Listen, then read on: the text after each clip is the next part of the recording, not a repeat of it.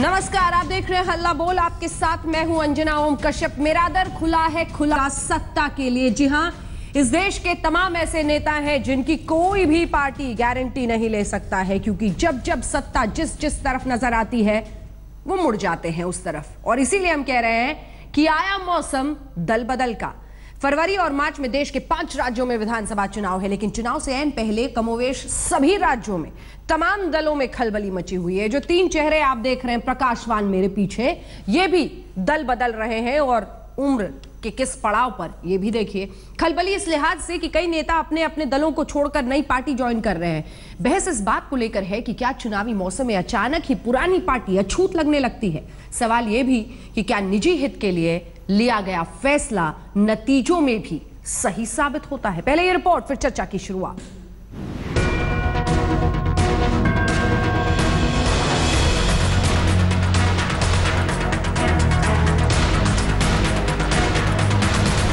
कि आया मौसम चुनाव का। जी हां, देश के 5 राज्यों की हवा में सियासत की खुशबू तेज होती जा रही है। तमाम राजनीतिक दलों ने अपने अपने खिड़की दरवाजे खोल दिए हैं और इसी महक के सहारे पार्टी के नेता भी अपनी अपनी पसंद के दल का चुनाव करने में जुटे हुए हैं। ताजा नाम है कांग्रेस के पुराने दिग्गज नारायण दत्त तिवारी का।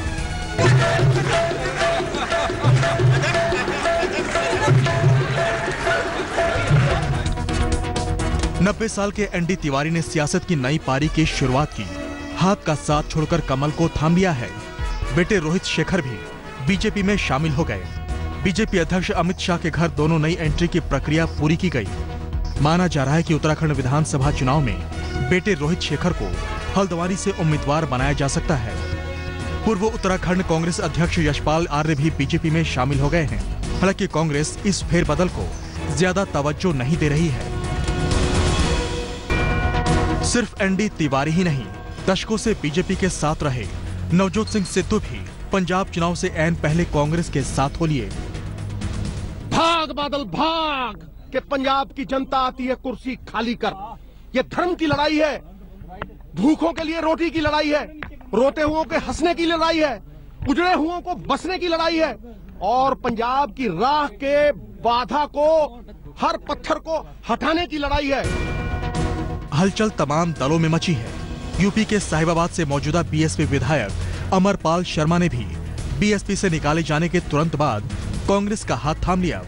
सियासी दलों में फेरबदल राजनीति का दस्तूर माना जाता है, लेकिन जब ये अदला बदली चुनाव के वक्त बढ़ जाए तो इसके मायने फिर बदल जाते हैं। मामला सीधा सीधा चुनावी फायदे से जुड़ जाता है। उस वक्त दशकों पुराना राजनीतिक दर्शन और दलगत विचार नई पार्टी से जुड़ते ही बदल जाते हैं। फरवरी और मार्च में 5 राज्यों के विधानसभा चुनाव हैं, लिहाजा निजी फायदा पार्टी हित से सर्वोपरि हो जाता है। शायद यही सियासत है। आज तक ब्यूरो। सत्ता जो दिखाई दे और जिस तरफ दिखाई दे निकल लेते हैं नेता। यही इस देश का स्वरूप हमेशा से रहा है राजनीति का। और इसीलिए कई खास मेहमान हमारे साथ इस चर्चा में शामिल हो रहे हैं। आपका परिचय उनसे करा दें। कुछ ही देर में शाहनवाज हुसैन साहब भारतीय जनता पार्टी की तरफ से हमारे साथ जुड़ जाएंगे। मीमा अफजल साहब कांग्रेस पार्टी की तरफ से हमारे साथ। Trilok Tyagi ji general secretary RLD के जुड़ गए हैं। राजीव राय साहब जो कि राष्ट्रीय सचिव हैं, प्रवक्ता है समाजवादी पार्टी के, वो जुड़ गए हैं। एमएच खान साहब बीएसपी की तरफ से हमारे साथ जुड़ गए हैं। सबसे पहले राय साहब आपके पास आते हुए, हालांकि मेरा पहला सवाल बीजेपी और कांग्रेस पार्टी के लिए था आज, लेकिन सवाल आप ही से। पीछे हमने यशस्वी चेहरा अशोक प्रधान का भी लगा रखा है। बीजेपी से आपके पास आए थे, अब वापस चले गए, तो आप भी वही करते हैं जो वो करते हैं। यानी इस कहानी में हर किसी का चरित्र साफ है।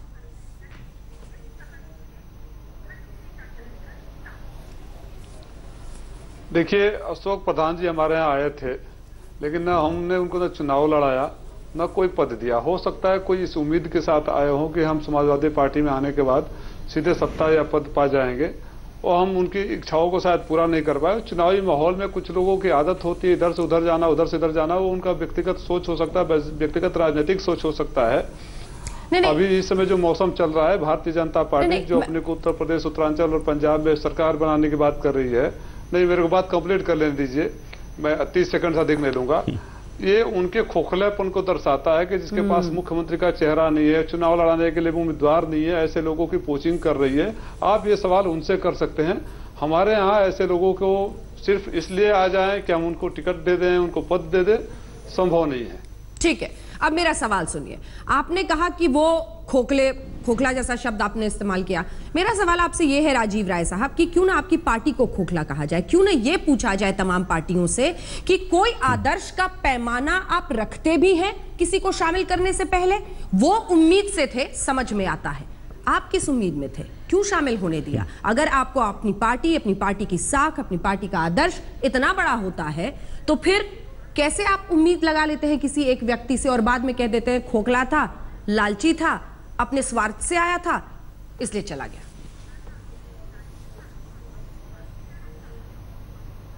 मैंने खोखलापन का शब्द भारतीय जनता पार्टी के लिए किया। खोखलेपन इस वजह से किया कि उनके पास तो उत्तर प्रदेश में या वहां मुख्यमंत्री का चेहरा तक नहीं है, और जब विधायकों के दूसरे पार्टियों के विधायकों को शामिल करके उनको टिकट दे रहे हैं तो इस बात को भी साबित करता है कि उनके पास विधायक लड़ने के लिए उम्मीदवार तक नहीं है। जहां तक जिस व्यक्ति विशेष की आप बात कर रहे हैं, ये अगर कोई किसी पार्टी को छोड़कर ये वचन देता है कि हम समाजवादी विचारधारा में विश्वास रखते हैं और आएंगे, और हम आने के बाद देखते हैं कि समाजवादी विचारधारा में ये ढल नहीं पा रहे हैं और उनकी अपेक्षा सिर्फ इतना है कि हमें पद दे दिया जाए, वो समाजवादी परिवार में नहीं हो सकता, तो शायद इसलिए वापस चले जाते होंगे। उनकी अपनी सोच है, उन पर हम लगातार टिप्पणी कर उतना बड़ा भी नहीं बनाना चाहते। मेरा सवाल आपने सुना नहीं, मिला वहां जाए। आदर्श कोई पैमाना होता है किसी को शामिल करने के पहले? आदर्श कोई पैमाना होता है सर शामिल करने से पहले या नहीं? नहीं, मैं सब की बात तो नहीं कर रहा हूं, लेकिन समाजवादी परिवार में शामिल होने से पहले समाजवादी विचारधारा में अपनी आस्था व्यक्त करनी होती है। अगर नहीं करते हैं तो हम एक मौका देते हैं, दिए हैं, पहले भी दिए, और ऐसा नहीं कि आगे किसी को नहीं देंगे, लेकिन अगर उस विचारधारा में मेल नहीं खाता है तो आदर्श की कहें, अपना स्वार्थ कहें, वो आए और चले जाए, उनकी मर्जी। ठीक है, खान साहब आपके पास आते हुए आप खुद ही नाम बता दें किस किस पर नजर है, किस किस को शामिल कर रहे हैं, क्यों कमोबेश हर पार्टी यही करती है, क्योंकि जीतना, सत्ता पर काबिज होना ही प्राथमिकता है। नहीं, हम पहले भी कह चुके हैं कि जो लोग हमारी पार्टी में आस्था रखते हैं, हमारी पार्टी की नीतियों में आस्था रखते हैं, उनको हम टिकट दे चुके हैं, वो मैदान में हैं, और जिनको टिकट नहीं दिया है वो कहीं भी जा सकते हैं, रहना चाहें रह सकते हैं। हमने कभी किसी को रोका नहीं है, कोई कहीं जाए इससे कोई मतलब नहीं है। अभी देखिए, समाजवादी पार्टी के मुलायम सिंह यादव जी, चाहे अखिलेश यादव जी, नयन दत्त तिवारी जी का जन्मदिन तक मना रहे थे, उनके बेटे को राज्यमंत्री का दर्जा भी दिए थे, अब वो अपने बेटे के साथ बीजेपी में चले गए, तो अब कहाँ नैतिकता रह गई है? इतनी उम्र में पैर चल नहीं पा रहे हैं और बेटे के लिए बीजेपी में जा रहे हैं, पूरी जिंदगी भर लड़ाई लड़े बीजेपी के खिलाफ, वसूलों के खिलाफ, आज वसूल कहाँ रह गया है? वसूल तो तिलांजलि हो गई है, बिल्कुल खत्म हो गई है। समाजवादी पार्टी पहले हुआ करती थी, लोहिया जी के ज़माने में लोहिया जी साइकिल से चलते थे, रिक्शे से चलते थे, और कहते थे जिंदा कौमें 5 साल इंतजार नहीं करती हैं। समाजवादी पार्टी तब की, और आपकी पार्टी समाजवादी पार्टी की, देखिए अब 10 करोड़ का रथ विदेश से मंगाया जा रहा है, 9 लाख की साइकिल विदेश से मंगाई जा रही है। अब दूसरा चीज हो गया, अब समाजवादी पार्टी दूसरे लोग। चलिए ठीक है, लेकिन आपके बारे में बोल नहीं रहा था, एक दिन बैठ के हिसाब लगाएंगे। खान साहब ये तू मैं मत उलझिए। नहीं, ये तू मैं देखिए, एक तरफ रथ पर कितना वो खर्च करते हैं, आप नोटों की माला पर कितना खर्च करते हैं सर? एक सेकंड, मिला गए बेचारे। रथ पे कितना वो खर्च करते हैं? एक सेकंड सर, रथ पर कितना वो खर्च करते हैं, नोटों की माला में आप कितना खर्च करते हैं, इसका अलग से बजट बनाएंगे एक दिन। नैतिक और राजनीतिक हक नहीं है किसी और के ऊपर उंगली उठाएं, मीम अफजल साहब, जो दौलत की बेटी की पार्टी में रहते हैं। मीम अफजल साहब, एक सेकंड, आप फकीर के बेटे हो, आप फकीर के बेटे हो, बता दो 10 करोड़ की जो बस चला रहे हो, फकीर के बेटे हो, कहां से पैसा 10 करोड़ आया? समाजवाद का यही हमारे यहाँ पैसे लेकर टिकट नहीं दिया जाता है, हमारे यहाँ नोटों का हार नहीं पहना जाता है, हमारे यहाँ अपनी मूर्ति नहीं लगाई जाती है आपकी जानकारी के लिए, और हमारे यहाँ मुख्यमंत्री आवास में नोट गिनने की मशीन नहीं लगाई जाती है, हमारे यहाँ टिकटों की नीलामी नहीं होती है, हमारे यहाँ से कोई अगर हमारे मुबारक हो, अगर बाप को, बेटा को, भाई को, चाचा को, एक सेकंड, सबको सत्ता में रखना है, ये समाजवाद है, तो आपको मुबारक हो समाजवाद। जनता को, जनता इसको समझ रही है, जनता इसको बर्दाश्त नहीं करेगी। समाजवाद का तो ऐसा इस्तेमाल किया है इस देश की पार्टियों ने, समाजवाद का। एक सेकंड सर, एक सेकंड, समाजवाद का तो ऐसा इस्तेमाल इस देश के नेताओं ने किया है अपनी अपनी पार्टी के लिए कि परिभाषा पर ही भ्रमित हो चुका है समाजवाद इस देश में, इसलिए उस पर ना टिके तो बहस बहक जाएगी। एक बार मैं मीम अफजल साहब आपके पास आना चाहती हूँ जी। इनके एनडी तिवारी हो गए तो आपके सिद्धू साहब हो गए। सवाल यह है कि वही सिद्धू साहब जिन्होंने क्या नहीं कहा था मनमोहन सिंह के बारे में, प्रधानमंत्री के बारे में, जिन्होंने राहुल गांधी के बारे में कैसे शब्दों का इस्तेमाल किया था, क्या नजर आ गया सर? सत्ता इतना बड़ा। देखिए, सत्ता तो उनके वजह से नहीं आई। हाँ, यकीनन अगर कोई अपने अंदर सुधार करता है और आकर बात करता है और ये कहता है कि वो अपने जो ख्यालात थे आज उसको छोड़ करके कांग्रेस की पॉलिसी के साथ चलने को तैयार है, तो उसका स्वागत हमने पहले भी किया, आज फिर कर रहे हैं सर। और जहाँ तक जाने का सवाल है, ये सुधरना चीज क्या होती है, जरा आज समझा ही दीजिए देश को लगे हाथ कि कोई सुधरता है और बात करता है, लगे हाथ बता ही दीजिए ये सुधरना होता क्या है सर? ये समझा दीजिए कि आखिर कोई एक व्यक्ति खुलकर प्रधानमंत्री पद पर काबिज एक शख्स को ये कहता है कि वो कैसे सरदार है मुझे पता नहीं, जो राहुल गांधी के लिए ऐसे शब्द का इस्तेमाल करता है जो मुझे लगता है कि नेशनल टेलीविजन पर मुझे नहीं करना चाहिए, मुझे झिझक होती है। ऐसे व्यक्ति को आप कह रहे हैं कि सुधर गया, और सत्ता नहीं तो फिर क्या? प्लान ए आम आदमी पार्टी खुलकर कह दिया था, प्लान जो उनका पहले से था बीजेपी में थे बी, आप सी थे साहब कांग्रेस। लास्ट में जब कहीं पर बातचीत डील नहीं हो पाई तब वो आपके पास आए। कांग्रेस पार्टी की ये क्या डेस्परेशन थी? वो आपने जो ए बी सी बताया, इसमें ए का कसूर है या बी का कसूर है या सी का कसूर है, आप बताइए खुद। सर अपना डेस्परेशन समझाइए ना सर, कि आखिर नवजोत सिंह सिद्धू में आपको ऐसा क्या दिख गया, क्यों इतने महत्वपूर्ण हो गए वो? नवजोत सिंह सिद्धू जो है, इसमें तो कोई शक नहीं, बहुत अच्छे वक्ता है, बहुत अच्छा बोलते हैं, जाहिर है हमारे खिलाफ भी बहुत कटाक्ष करते थे। राहुल गांधी को बैलेंस करने के लिए आपको अच्छे वक्ताओं की जरूरत पड़ गई, ये कह रहे हैं? ऐसा ये देखिए, आप जो चाहे कहें, आप एंकर हैं, आपको पूरा इख्तियार है, लेकिन किसी को बैलेंस करने की जरूरत नहीं होती। इतनी बड़ी पार्टी को सब जगह लोग चाहिए होते हैं, और अगर वो अच्छे वक्ता हो, अच्छी उनकी पकड़ हो लोगों में, तो अगर वो पार्टी के साथ आते हैं तो उनको जोड़ा जाता है। और जाहिर है कि अगर वो आज आए हैं तो आप उनके भाषणों के अंदर सुन रही होंगी कि वो बीजेपी के बारे में क्या बोल रहे हैं, आपके बारे में क्या बोल रहे हैं। तो सियासत जो है वो किसी एक चीज से लगे बंधे रहने का नाम नहीं है। सियासत में जब परिस्थितियां बदलती हैं और हालात बदलते हैं तो उसके साथ साथ इंडिविजुअल्स भी बदलते हैं। और आपने एक बात कही, बहुत काम की बात है, कि क्या ये होता है कि किसी पार्टी में कोई आदमी चला जाए तो अचानक उसके ख्यालात बदल जाते हैं? मैं ये समझता हूँ कि उसको बदलना पड़ता है अगर उसको उस पार्टी में एक इज्जत मतलब सर आदर्श व्यक्तियों के लिए सम्मान, मूल्यों का होना, ये सब कोई पैमाना नहीं है ना। अच्छा वक्ता चाहिए, उस स्टेट में भी चाहिए, अमृतसर से जीतते रहे हैं, यही पैमाना है ना, जीत, अच्छा वक्ता, जो मैं आपकी बात से ही समझ पा रही हूँ। मतलब तो आदर्श इस पैमाने का बीजेपी ने ख्याल क्यों नहीं किया? अगर आज हम ख्याल कर रहे हैं, नहीं, इस कहानी में सबके चरित्र पर हम तो वो तस्वीरें बार बार दिखा रहे हैं एनडी तिवारी साहब की, और मैं शाहनवाज जी का इंतजार कर रही हूँ। शाहनवाज जी जुड़ गए क्या?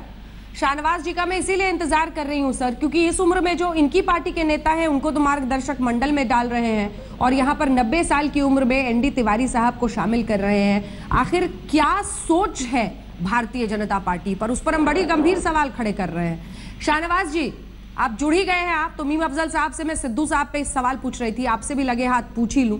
अशोक प्रधान जी को भी आपने समाजवादी पार्टी से वापस ले लिया है, लेकिन तस्वीर तो ये है, एनडी तिवारी साहब इस उम्र में सबको आप मार्गदर्शक मंडल में डाल रहे हैं अपनी पार्टी में जो आपकी पार्टी के पहले से हैं, और आप एनडी तिवारी साहब को ला रहे हैं। और वो तस्वीरें भी जरा दिखाइए, जब अमित शाह से मिलने गए थे बेटे के साथ, वो पुत्र के लिए आ रहे हैं, आप किस चीज के लिए उन्हें शामिल कर रहे हैं? देखिए, भारतीय जनता पार्टी में बीजेपी अच्छा काम कर रही है, उससे लोग जुड़ना चाहते हैं, तो भारतीय जनता पार्टी गाँव हो रहा है, हम किसी को रोक नहीं रहे।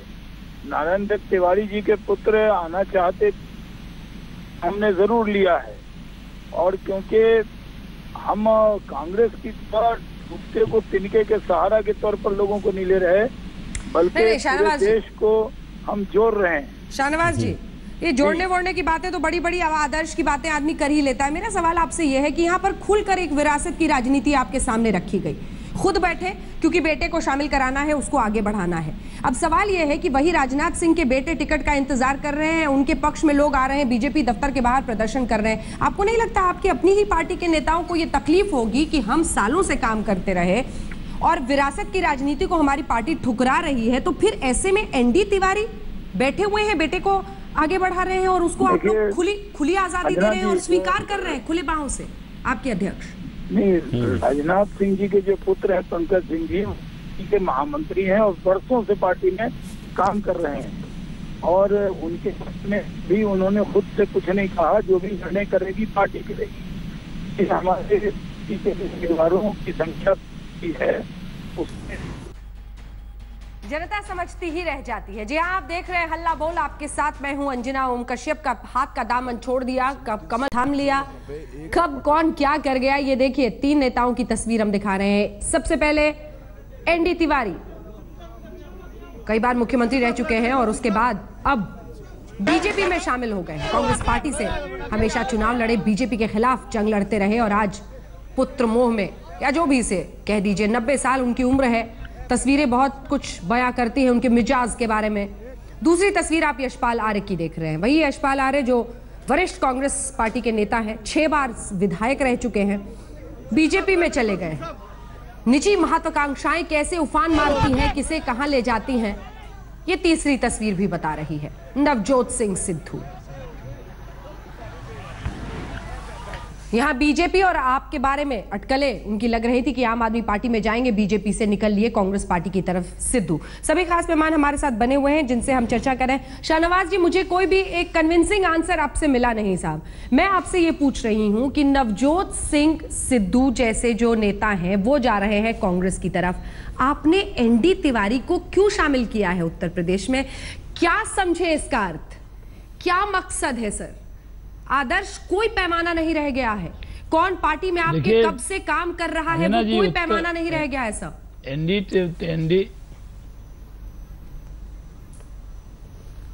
एनडी तिवारी जी का उत्तराखंड में, उत्तर प्रदेश में बड़ा रोल रहा है। उत्तराखंड में जिस तरह से लूट हुई है उससे वो आहत है। जिस तरह से कांग्रेस ने उत्तराखंड को पूरी तरह पीछे कर दिया उससे वो नाराज हैं और वो आए, हमारे अध्यक्ष जी से मिले, शुभकामना दी, आशीर्वाद दिया। इसमें क्या ऐतराज हो सकता है? कोई भी उत्तराखंड से प्यार करने वाला व्यक्ति चाहता है कि हरीश रावत जी की और कांग्रेस की सरकार जाए। इसी नाते वो हमारे अध्यक्ष, राष्ट्रीय अध्यक्ष जी से मिले। जहां तक सवाल है अशोक प्रधान जी का, आपने कहा अशोक प्रधान जी भारतीय जनता पार्टी में ही थे और वो घूमने गए थे समाजवादी पार्टी चुनाव में, जरूर हमसे रूठ गए थे और फिर से वापिस आए, हमने उनका स्वागत किया है। टहलने गए थे जी, टहलने गए थे, घूमने नहीं, टहलने नहीं गए, ये कहना चलिए सही नहीं है। ठीक है, वो उस वक्त कुछ विचारों की भिन्नता हुई थी, रूठ गए थे, नाराज हुए थे और गए थे, लेकिन वो उनकी घर वापसी हुई है, वो अपने घर में लौटे हैं। चलिए, हमने आपको मुस्कुराने की वजह तो भारतीय जनता पार्टी के अंदर हमने आपको मुस्कुराने की वजह तो दी, शाहनवाज हमारी पार्टी में आए हैं। क्योंकि आज मीम अफजल जी बिल्कुल अटैक नहीं कर रहे हैं आप पे। उनको लग रहा है कि मैं उधर बोलूंगा तो फिर मुझे इधर उत्तर प्रदेश और मुझे इधर सिद्धू पे जवाब नहीं। उत्तराखंड में और उत्तर प्रदेश में ये बात ठीक है। भारतीय जनता पार्टी के अंदर भविष्य लोगों को दिखता है, सब हमारे साथ आ रहे हैं, सबको लगता है यहाँ सरकार भारतीय जनता पार्टी की बनेगी और उत्तराखंड भी कांग्रेस मुक्त होने वाला है। कोई भी उत्तराखंड से प्यार करने वाला व्यक्ति कांग्रेस में नहीं रहने वाला है। दोनों जगह इनके पास उम्मीदवार नहीं है, दोनों जगह इनके पास कोई उम्मीदवार नहीं है, लड़ने को तैयार नहीं है, भाड़े के उधार के लोगों से चुनाव लड़ना चाहते हैं।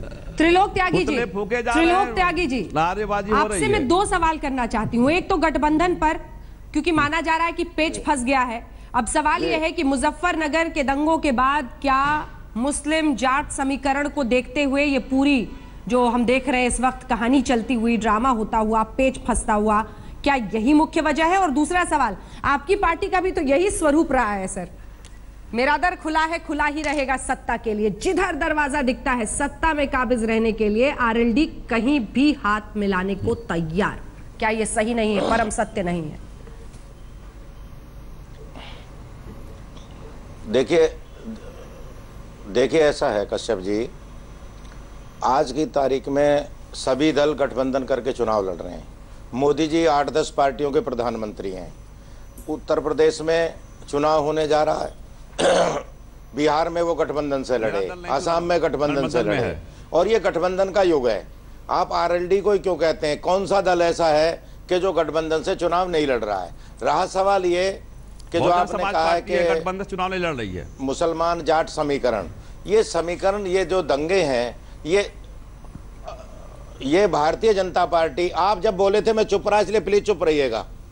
जब मैं लगातार चुप बैठा हूं और मैं बहुत ध्यान से डिबेट बोलकर सुन रहा हूं, मुद्दों की बात कम हो रही है, अपनी पार्टियों का बखान ज्यादा कर रहे हो, इसलिए खान साहब चुप रहिएगा प्लीज।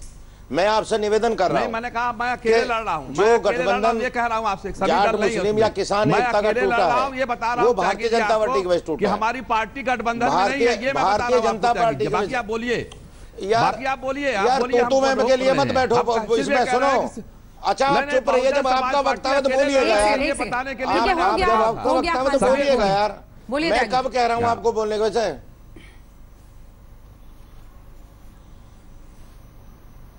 अरे चुप। मेरा ये निवेदन है कि भारतीय जनता पार्टी दंगों के आधार पर राजनीति करती है। ये भारतीय जनता पार्टी का कराया हुआ दंगा है। उसने किसानों को और मुसलमानों को लड़ाने का प्रयास किया। ये कोई दंगा किसी जाति या धर्म का दंगा नहीं था। वो लोग, ये लगातार भारतीय जनता पार्टी वोट की राजनीति करती है। ये बहुत गलत बोल रहे हैं हमारी। तो पूरे देश में और उत्तर प्रदेश में भारतीय जनता पार्टी उत्सव मना रही है। उत्तर प्रदेश में उत्सव मना रही है, और उत्सव मन रहा है इस बात का कि लोगों को ज्वाइन कराया जाए। अभी इनकी लिस्ट निकली है, 26 उम्मीदवार इन्होंने ऐसे दिए जो इनके पार्टी में नहीं थे।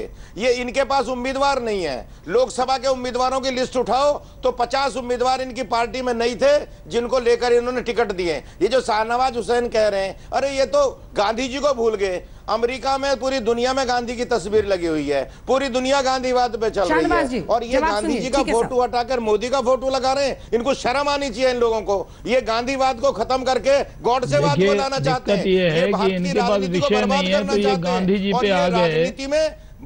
खान साहब बोल रहे हैं ये तो इनको बहुत एतराज है दूसरे के बोलने पर, लेकिन खुद बोल रहे हैं। अच्छा मैं कह रहा हूँ कि पूरी तरह से